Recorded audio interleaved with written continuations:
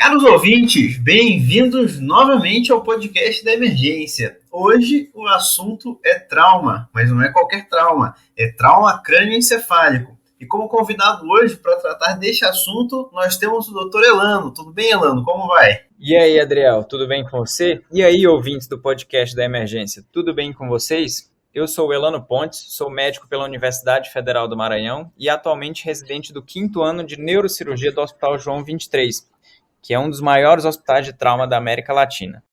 TCE, ou seja, nosso trauma crânioencefálico, é um dos assuntos que eu adoro falar da visão histórica, porque, veja só, atualmente a gente tem duas coisas que fazem parte da base do tratamento do TCE, a escala de Coma de Glasgow e a tomografia de crânio, mas ambos são criações da segunda metade do século XX. Então, como que a gente fazia até aí? Bem, o que eu adoro dessa história é que nós nos esquecemos muitas vezes que os seres humanos sempre foram absurdamente inteligentes e que TCEs sempre ocorreram. A trepanação, cirurgia na qual se faz literalmente um buraco no crânio do paciente para diminuir a pressão intracraniana, sempre foi realizada, sempre mesmo. Apesar de não se conhecer o conceito de pressão intracraniana, temos evidência de que crânios com mais de 6.000, 7.000 anos têm trepanações feitas nele.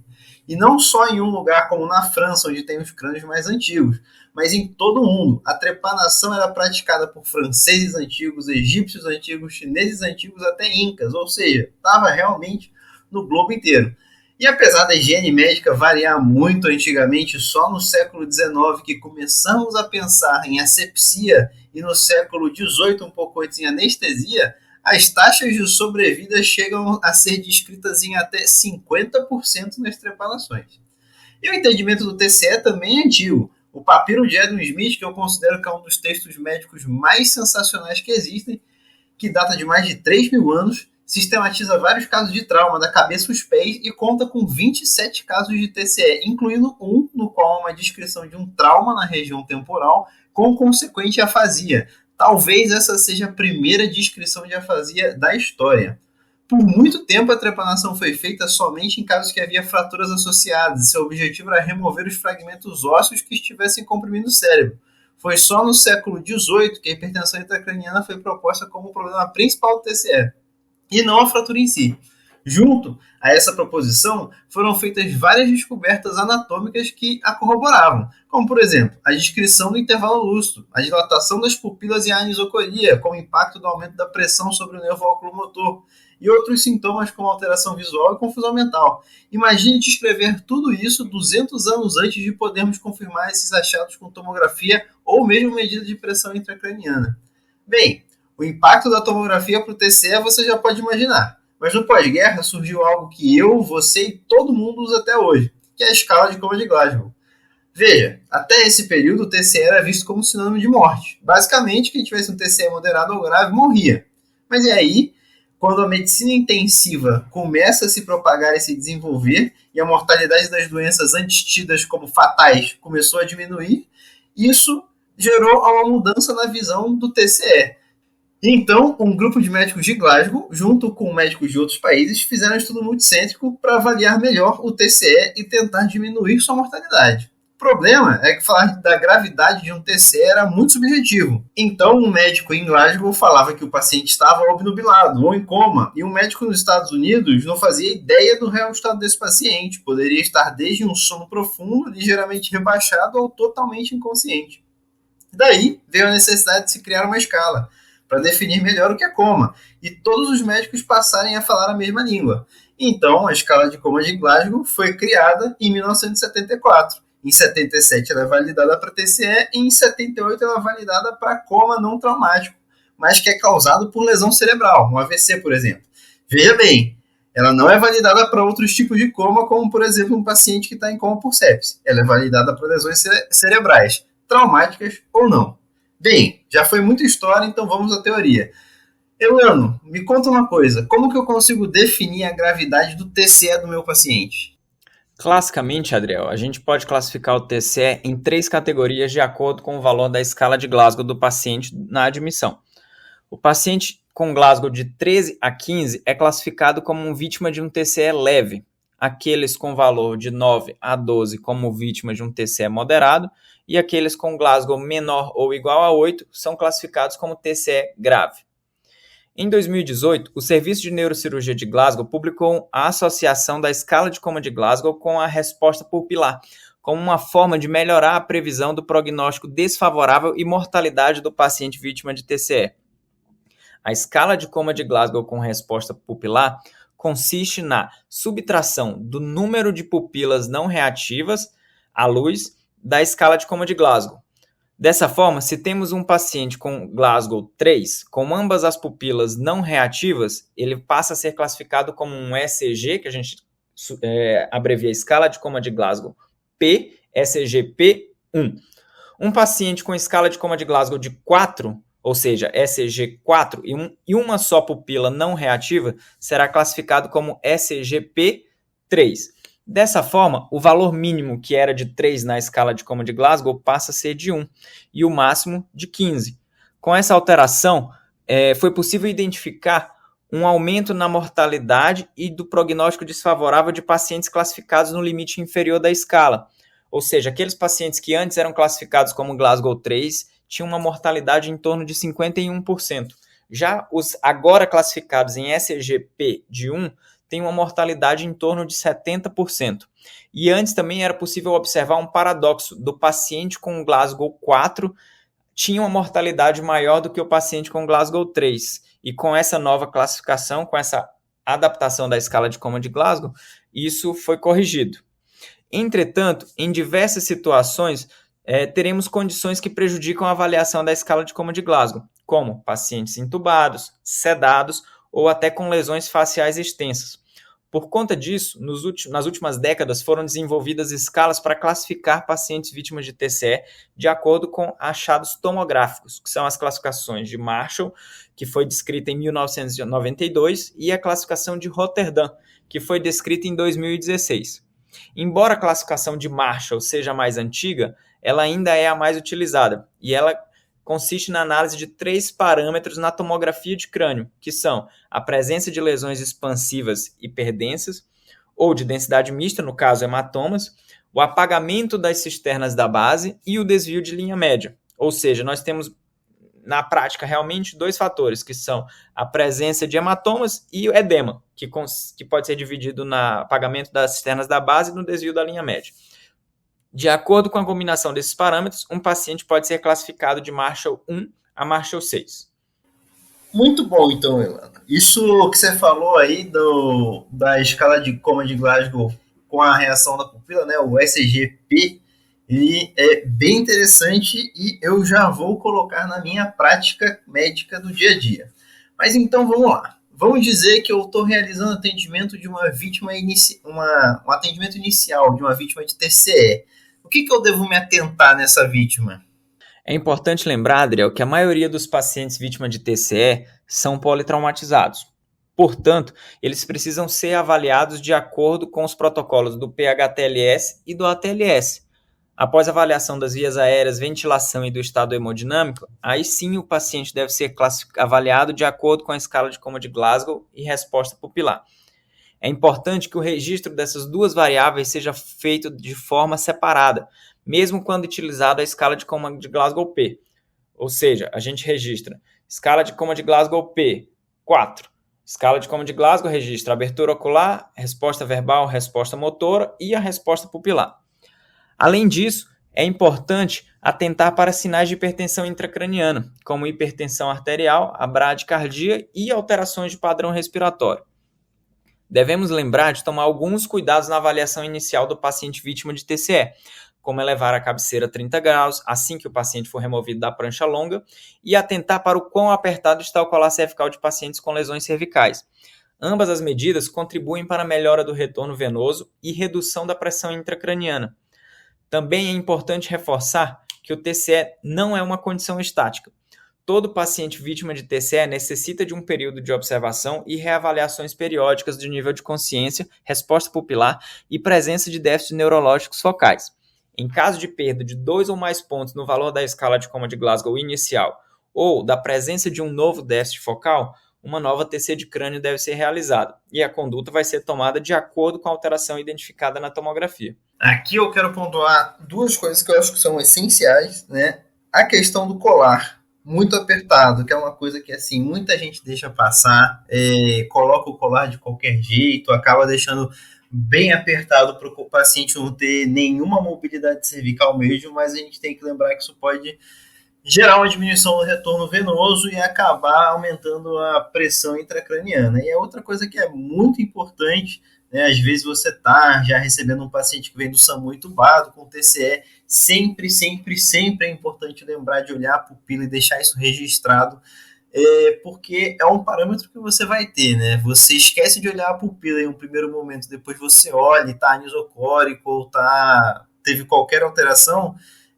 Como que você vai saber como que estava antes se você esqueceu de olhar, se você esqueceu de deixar registrado? Então, a pupila é uma coisa que sempre tem que estar muito bem descrita no nosso prontuário.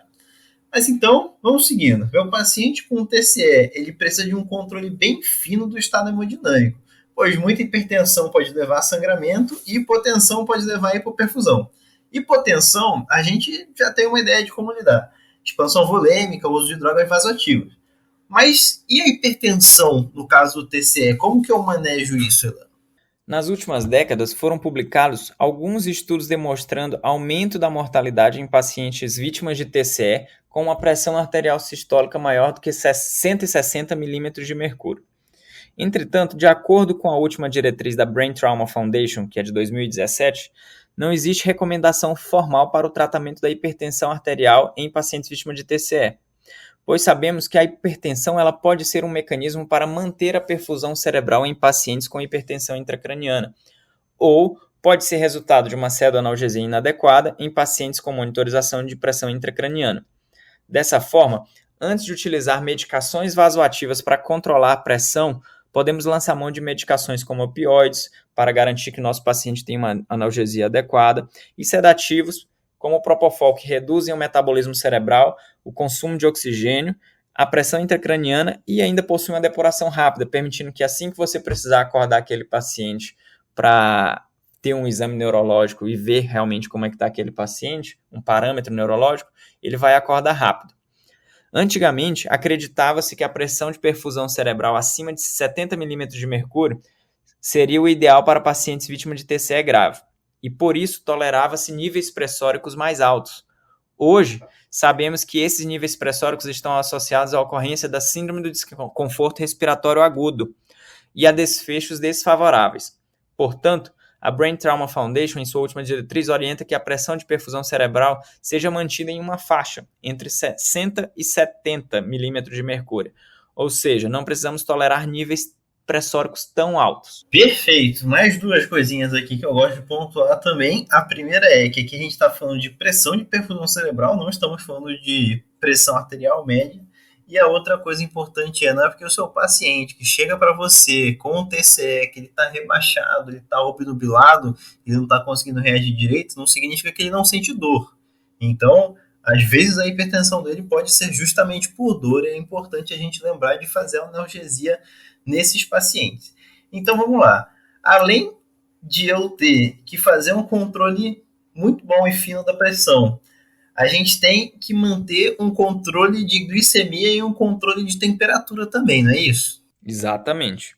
Devido à resposta endócrino-metabólica ao trauma do paciente vítima de TCE, esses pacientes tendem a desenvolver hiperglicemia, que contribui para distúrbios hidroeletrolíticos, acidose lática e aumento de citocinas pró-inflamatórias.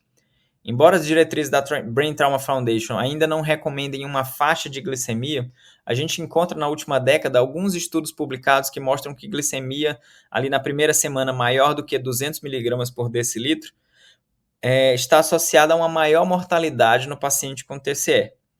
Até o momento, nós não temos evidência suficiente para indicar hipotermia nos pacientes vítimas de TCE. Portanto, a nossa recomendação é manter o nosso paciente vítima de TCE normotérmico, ou seja, nem permitir que ele tenha febre e nem que ele fique hipotérmico. Vamos lá então, Ana. No politrauma, a gente tem o famoso estudo do CRASH-2, que consagrou o uso do ácido tranexâmico nas primeiras 3 horas do trauma. Mas em relação ao TCE, eu posso usar transamin também? Com certeza, Adriel. O CRASH-3, que foi publicado em 2019, nos mostrou isso.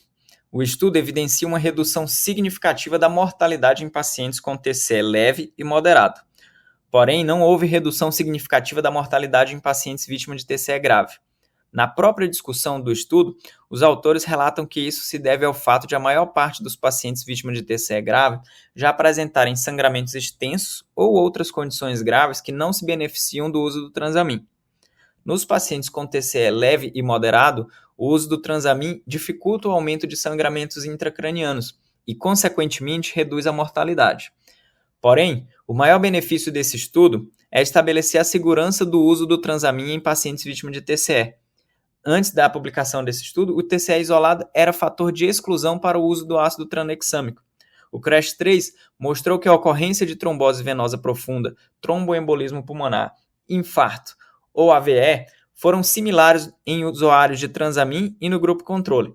Portanto, o Transamin não oferece risco adicional aos pacientes vítimas de TCE e pode ser utilizado com segurança conforme os protocolos de atendimento pré-hospitalar. Muito bom. Então aí lembrem-se, pessoal, que não é porque você não está vendo sangramento nenhum que você não precisa fazer Transamin. Um paciente com TCE leve e moderado, ele se beneficia, mesmo que o resultado do CRASH-3 tenha sido uma diferença bem pequena, ela mostrou o benefício do Transamin. Então lembrem de usá-lo.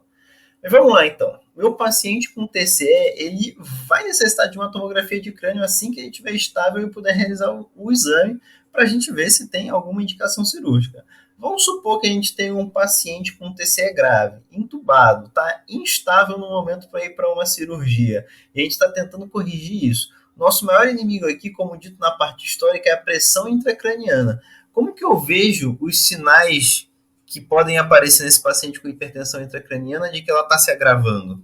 Nesse caso, devemos procurar por sinais da tríade de Cushing, que seriam a hipertensão arterial, a bradicardia e alterações no padrão respiratório.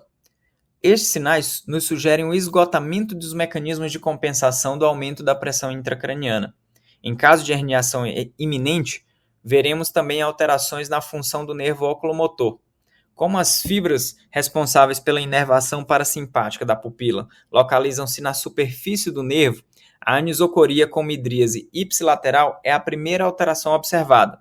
Se a causa da hipertensão intracraniana não é removida, a herniação progride e as fibras mais profundas do nervo oculomotor também são comprimidas, resultando em um desvio inferolateral do olho ipsilateral à lesão. Por exemplo, se temos um paciente com hematoma subdural volumoso à esquerda, com aumento da pressão intracraniana e herniação uncal iminente, o nosso paciente vai ter uma anisocoria com uma midríase da pupila ipsilateral, ou seja, da pupila esquerda. E em seguida, à medida que essa compressão progride, o olho esquerdo vai começar a ter um desvio para baixo e para o lado esquerdo. Muito, muito bom de saber isso para usar na prática também. Mas vamos lá, como emergencista eu também não posso deixar de perguntar. Ultrassom serve aqui? Sem dúvida. Vários estudos já demonstraram a correlação da espessura da bainha do nervo óptico com a pressão intracraniana. Em pacientes instáveis com dificuldade para transporte para exames de imagem ou em locais que não dispõem de aparelhos para monitorização invasiva da pressão intracraniana, o aumento da espessura da bainha do nervo óptico pode confirmar o diagnóstico de hipertensão intracraniana. Contudo, é importante lembrar que o ultrassom é um método operador dependente e que a realização desse exame exige um treinamento adequado e uma curva de aprendizado. É isso aí, pessoal. Eu queria também lembrar uma coisinha que muitas vezes a gente acaba não falando. Esse exame ele é extremamente incômodo de você fazer num paciente que está acordado. O gel do ultrassom ele irrita bastante o olho e você tem que fazer uma certa pressão, não muita, colocando o transdutor no olho, mas tem que fazer um pouquinho de pressão. Então, normalmente a gente vai acabar fazendo nos pacientes intubados e sedados, mas é um exame bem cômodo de fazer se você for fazer em um paciente acordado. Mas então, vamos lá. O meu paciente está tendo um aumento agudo da pressão intracraniana. E agora, Elano, o que eu faço? Assim como o tratamento da dor aguda, no tratamento da hipertensão intracraniana temos uma escada, com cada modalidade terapêutica representada por um degrau. O primeiro degrau consiste em medidas gerais, como manter o nosso paciente sedado em RASS-5, com a cabeceira elevada, e atentar para fixações de tubo ou colar cervical prejudicando o retorno venoso cerebral. Além disso, devemos corrigir fatores sistêmicos que possam elevar a pressão intracraniana, como hipertermia, hipercapnia, mantendo nosso paciente normotérmico e com valores de capnografia na faixa de normalidade. O segundo degrau consiste na drenagem de líquor, naqueles pacientes que têm uma DVE instalada, mas esse não é o nosso caso. Logo, podemos lançar mão das soluções hiperosmolares, o manitol e a salina hipertônica. O manitol a 20% pode ser utilizado em uma dose de 0,25 a 1 grama por quilo em bolos. Na prática, um frasco de manitol a 20%, de 250 ml, tem 50 gramas, correspondendo a uma dose de 0,5 gramas por quilo em um adulto de 100 quilos e a 1 grama por quilo em um adulto de 50 quilos, o que costuma ser uma dose adequada para a maioria dos pacientes vítimas de TCE grave. Outra opção é a solução salina hipertônica, que pode ser utilizada em diversas concentrações, sendo as mais frequentemente citadas na literatura a solução a 3% e a 23,4%. Como não dispomos da solução de 23,4% no Brasil, costumamos utilizar um bolas de 20 ml da solução de cloreto de sódio a 20%. Segundo a última edição das diretrizes da Brain Trauma Foundation, essas soluções hiperosmolares devem ser utilizadas em pacientes sem monitorização da pressão intracraniana apenas quando tivermos sinais de herniação transtentorial, aqueles sinais que nós já falamos anteriormente. Uma vez realizado o exame de imagem, temos basicamente 3 opções de tratamento da hipertensão intracraniana. Primeiro, é a drenagem de hematomas volumosos, pacientes com hematomas supratentoriais com volume maior do que 30 ml, ou infratentoriais, ou seja, na fossa posterior, no cerebelo, com volume maior do que 15 ml, devem ser drenados para redução do seu efeito de massa e controle da pressão intracraniana. O segundo tratamento é a craniectomia descompressiva. Alguns pacientes eles não desenvolvem hematomas significativos, porém apresentam um edema acentuado em um hemisfério cerebral, também conhecido como brain swelling. Este edema pode ser identificado através da visualização de um desvio da linha média maior do que 5 mm em pacientes que não apresentam hematomas com volume maior do que 25 ml.